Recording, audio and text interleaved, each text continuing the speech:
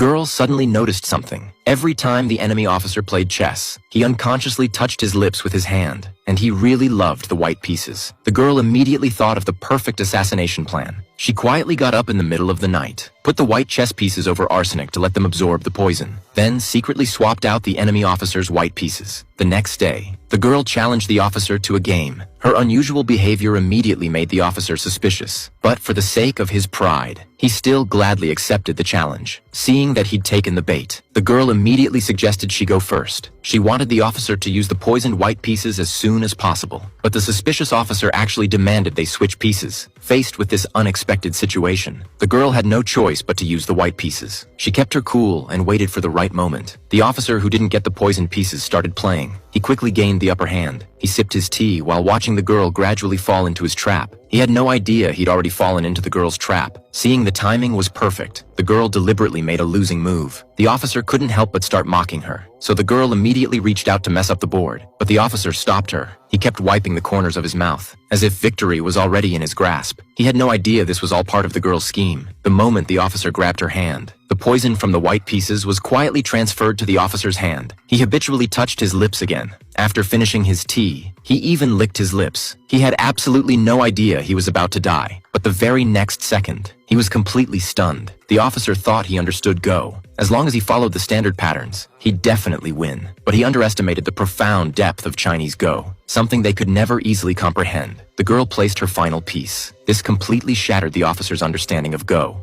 Only then did he finally realize what happened. He asked, "Who taught you to play like this?" The girl spoke her father's name. The devil heard it and immediately died from the poison. The girl had finally avenged her father.